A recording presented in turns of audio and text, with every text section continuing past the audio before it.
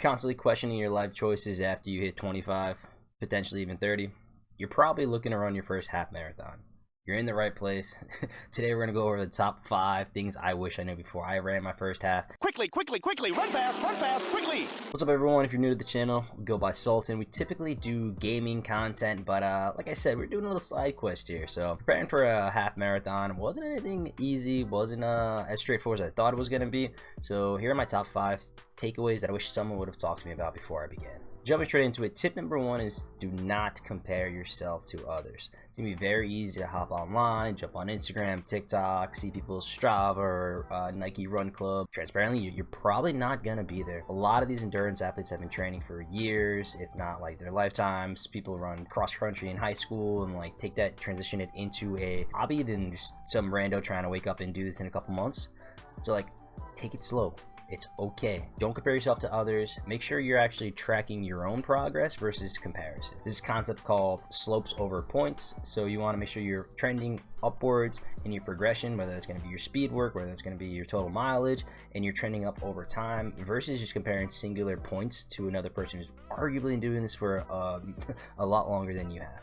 So again, tip number 1 is going to be stop comparing yourself with others. Just don't even do it. Use it for motivation, but it's not a comparison. Tip number 2 is going to be finding a plan that meets your needs. Like with most things in life, there's going to be no one-size-fits-all approach to training for your first half, and this is where things get interesting. You have a lot of tools at your fingertips for free that you can utilize. Personally, I just threw it in ChatGPT, gave it a nice prompt, gave it some of my backgrounds, asked it for a specific breakdown in terms of like number of weeks I have left to train. What should my splits look like? I want to include weightlifting and strength training because it's something that's core to like who I am, so I didn't want to abandon that. I told it my weight, my height, spat out nutrition, hydration guides, and all this stuff. So like, you don't have to go crazy. You don't have to go doing a crazy amount of research around like what is your ideal thing. Dude, let AI do the work for you. You can give AI a couple data points, feed it, have a conversation with it. It'll give you a very tailor-made training experience. Some of the key things that I included was like my current fitness level. I ran like a 5K before. I think I ran a 10K once. So give you kind of a base mark of where you are in terms of your running fitness, overall fitness. I told that I was in the gym 3 times a week at least. I'm kind of lying, you know, trying to make myself look good in front of AI, but be honest with it. Be honest with it. Be sure to include your personal goals. So I'm trying to hit a sub 2 hour for my first one. And what I did was break down the times, like what I need to be shooting for week over week to make sure I'm prepped and ready for that goal. And another thing was injury history. So growing up playing tons of sports, football and wrestling, I tweaked my knees and ankles like religiously. So it helped cater to my strength training where it was like focused on building up those muscles and injury prevention versus like a more of a hypertrophy kind of training. So when you give it more information, it'll give you more detailed response. So be sure to leverage those AI tools. Tip number 3 is going to be, once you find that plan, stick to it and commit to it. It's gonna be your new religion, man. Like I hate half-assing stuff, you know, but like if you're gonna commit to something, you gotta commit to it.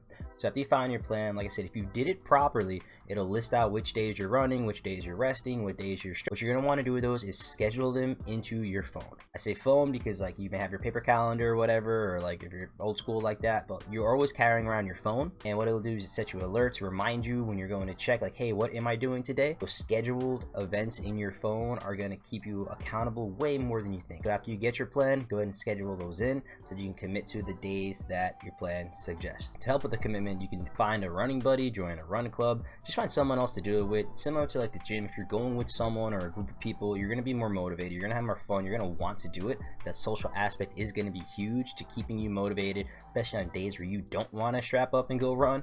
So finding a run buddy is definitely something that'll help you stick to the plan. Making sure your goals are realistic and attainable are also going to help you stick to a plan. If you're shooting for, you know, 10 miles off the rip and you haven't ran more than 2 miles in the last year and a half, like, slow down, tiger. You're gonna mess something up. So as a former educator, you learn that if you're rewarded for doing certain things, you tend to repeat those things.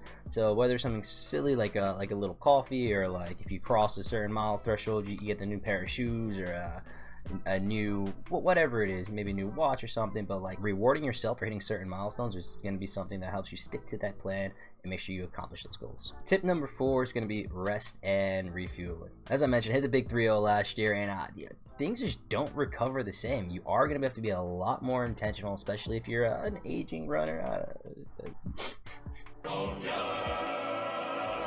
but you're not gonna be able to bounce back like you were if you were, you know, in your teens or in your early 20s. So this is like a holistic resting and refueling tip that I'd want to give. Like, you gotta make sure you're hitting your sleep, especially if you're increasing mileage week over week, increasing the amount of time on your feet. You're going to be tired. The way your body recovers from this and the way you're able to continue this in a healthy, sustainable fashion is if you are resting enough. Adequate rest is going to help your body recover and allow you to continue on with your training progressions. If you're skimping on that, you're going to be having way less effective workout sessions and you're not going to see the growth you want. Stretching is king.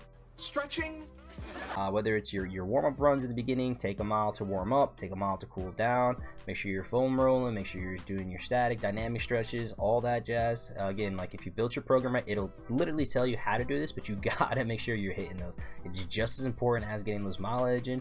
You're gonna want to make sure your legs are fresh, so that when you do have to hit it hard, you can, and then take those easy runs easy. You don't have to go hard. They're literally easy and long distance runs for that reason. Don't push yourself. Use them for what they are designed for. I'm not gonna give any like specific calorie recommendations or like cups of water to body weight or protein recommendations. Like all that stuff, again, easily accessible. You can find those in different videos. Leverage that as AI tools and you will be able to get very specific answers to those questions and just follow it. Like I said, giving you a script, there's literally no reason why you can't. It's like will and mind power at that point. Like, hit these numbers, hit these goals, hit this rest, make sure you're stretching, and like, you'll get there. The last piece about rest and recovery is to make sure that you're actually listening to your body. This is something that like I've struggled with the whole mentality of like hurt versus injured. Like, bro, like, yeah, there's a thin line between hurt and injured. And again, if like something's tweaked, like listen to your body, take it slow. You'd rather like go less a little bit one day and be able to bounce back in 2 days versus pushing through a workout and then being off for an entire week. Those setbacks are horrific and you don't want to do that.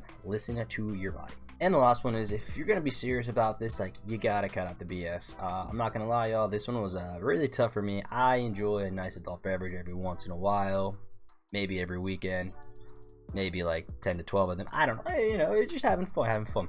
But what this is going to do is derail every other thing I talked about in this video and reset you. Your body's great, your body's fascinating, it's an amazing machine. However, if you continuously underfueling it, not resting it, it is going to catch up. So if you're serious about this, or like I said, if you want to have fun too, like these are two different things, but again, my competitive ass like wants to do decent in this and I'm going to be doing it as best as I can. But like one thing I really wish I would have took more serious is like the consistency, the commitment to this, and like just cutting out BS, like saying no to like the second drink or like third drink, or you know, saying no to going out to the next spot, because like those add up. And like I said, it's a little tougher to recover from. It also includes like Netflix or like not like necessarily going out things. Like if you're staying up and you're not getting your rest, TV, or like you're just like scrolling on your phone when you should be sleeping, like that is also going to affect it. So last time I said, cut out the BS, man. Whatever the BS is to you, battle those demons, get in front of them, and stick to your plan. That's gonna wrap up the top 5 tips that I wish someone would have told me before I ran my first half. If I missed anything, or if you wish someone would have told you something specific, comment it down below. Be sure to hit that sub button. I'm even gonna be doing a post-race kind of update,